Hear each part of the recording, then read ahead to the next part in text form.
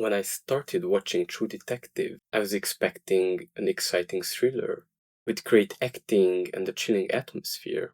But as I submerged myself deeper into the series, I had to come to the conclusion that the story isn't what I thought it would be. This isn't your everyday crime series where you would get comfortable on the couch and watch the unfolding of the crime scene as an outsider. No. It rubs dirt on your face and pulls you deep into the Louisiana swamps. You can't watch the journey of Rust and Marty without feeling uneasy and provoked. That is because this series was never about law enforcement. It was about the conflict between the law of man and the law of God. The oldest and the most unsettling human conflict reimagined in the rotting American countryside. In this video essay, I'm going to discuss what makes the first season of True Detective a philosophical masterpiece. The story opens with a sinister and nightmarish scene. We see a naked woman, blindfolded and tied to a tree, adorned with antlers and a crown of thorns. This isn't just an act of rage. It is a statement that the pagan gods who were once buried in blood are rising from the grave to show us ancient and forgotten terror. In the face of such horror, we can see two radically different approaches from the detectives. To understand their feelings and their thoughts, we have to analyze the two protagonists. Marty is a solid policeman with a loving wife and family. He projects responsibility and confidence, but beneath the badge, his fragile ego drives him into a destructive affair that eventually detonates his marriage. He is the human embodiment of the just earth hypothesis, a cognitive distortion where one believes that everything happens for a reason. He tends to think of himself as an agent of justice who keeps the chaos in order. On the other hand, Rust is the negation of that hypothesis. He doesn't believe in order. He sees the hypocrisy of societal norms and the lies of ideologies. He acknowledges that people act based on their desires for control and worship. He doesn't judge evil. He understands it.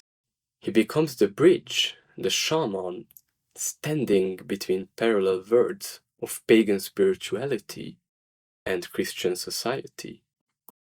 But to understand the heroes, we must first understand the monsters they are hunting. The most important question here, one that has become terrifyingly relevant lately, is this.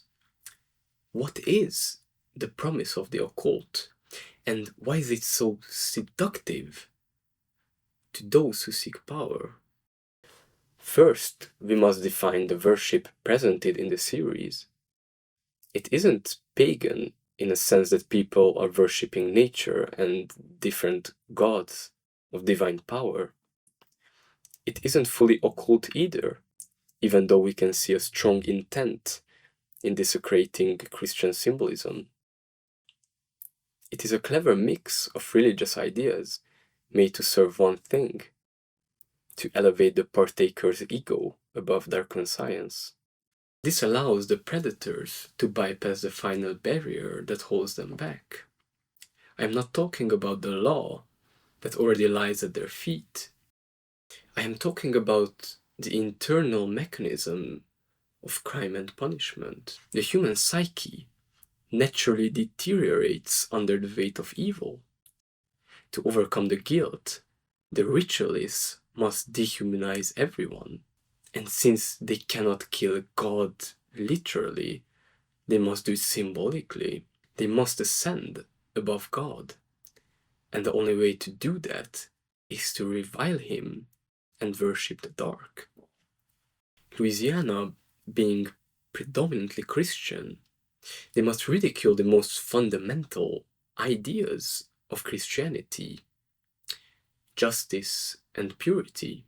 They snatch innocent and helpless children to abuse them humiliate them, and eventually sacrifice them for the Yellow King. By inversion, they symbolically strip away the dignity of all the people they seek to destroy.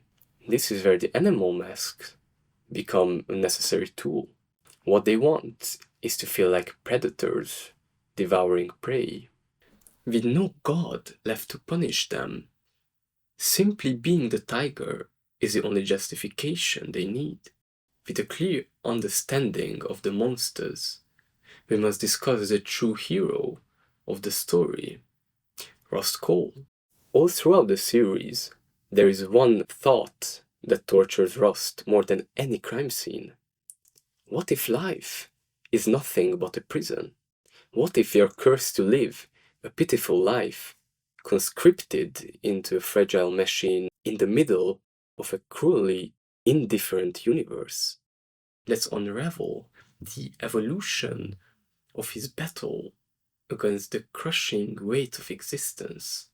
In the beginning, we see a determinist and pessimist Rust. He insists that the biggest tragedy of man is consciousness itself. The reason why we became the most powerful species on Earth is the same trait that alienated us from it, to perceive everything as tools. We began to view nature as a resource, then we viewed animals as products. Finally, we turned that gaze upon ourselves and enslaved our fellow humans as labor.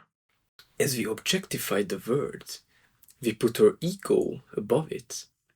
With our ever-ending hunger for control, we ended up sacrificing our peace and our ability to love unconditionally.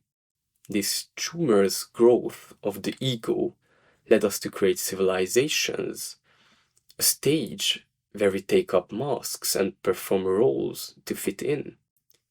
We convince ourselves that we are unique and we are in total control of our destiny. But Rust sees through this collective lie. He understands that our ego cannot bear the burden of being undefined. He knows that we must create an illusory order to shield us from the truth, that life is governed by blind chance, not destiny. In fact, his worldview is so grim that he often channels the ideas of the Romanian philosopher Emil Cioran, a man who famously wrote the book called The Trouble with Being Born. He argued that perhaps the worst calamity in history was not war, but birth itself. As the years pass, we see Rust's philosophy calcify. He moves away from the angry pessimism of his youth to become a cold fatalist. To understand this evolution, we have to look at his dream analogy not just as a metaphor, but as his literal definition of reality. He introduces the concept of eternal recurrence, a terrifying idea that in the same way physics is bound by laws, our psyche and our entire civilization is bound to repeat the same destructive pattern endlessly. In a sense, our entire world is just a story that has already been written. To us, living inside the pages, it seems like time is linear and our free will is guiding the plot. But Rust believes this is an illusion. He suspects there is a reader or a fourth-dimensional perspective looking at the written book of our universe, seeing that we are merely characters unable to alter our destiny. But Rust also delivers one of his bleakest warnings, that living is essentially a dream. And like a lot of dreams, there is a monster at the end of it. Upon hearing this, the parallel to Shakespeare becomes undeniable. This idea of cosmic cruelty and the continuity of suffering is the exact same fear that paralyzed Hamlet. When contemplating suicide, the terrified Hamlet makes a quote. For in that sleep of death, what dreams may come when we have shuffled off this mortal coil, must give us pause. Just like the Prince of Denmark, Rust flirts with the idea of letting go. He admits, I contemplate the moment in the garden, the idea of allowing your own crucifixion. while Rust never explicitly says he fears hell. He fears something similar, or even worse, the infinite loop.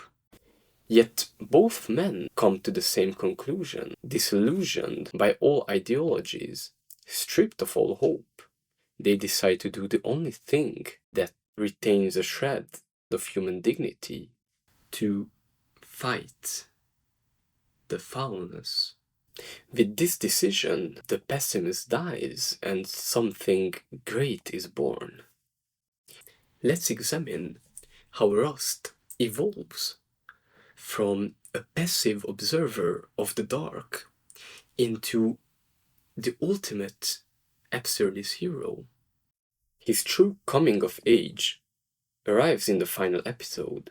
When hunting down the Yellow King, Rust descends into the ritual pit, the realm of wrath and sacrifice.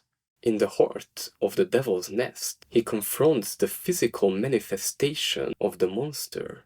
In this locked room, he experiences total darkness. His biggest fear manifests, blinding him to the danger.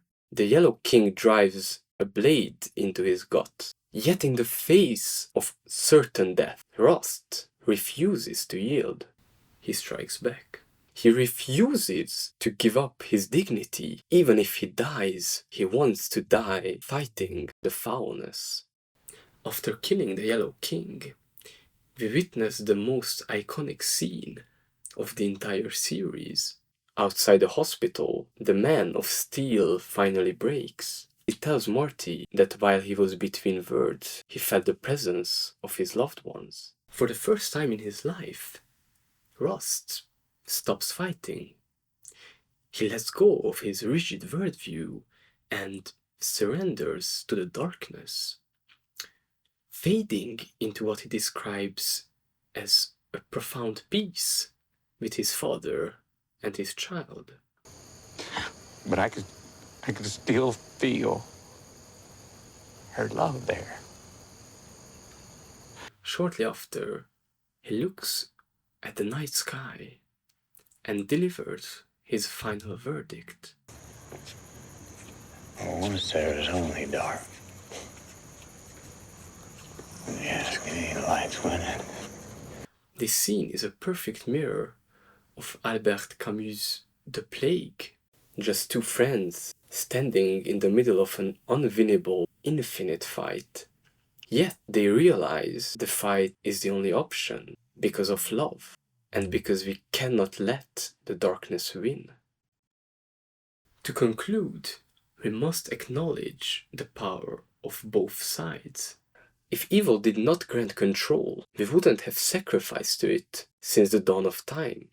The dark demands sacrifice and unconditional submission. In return, it gives power and resources.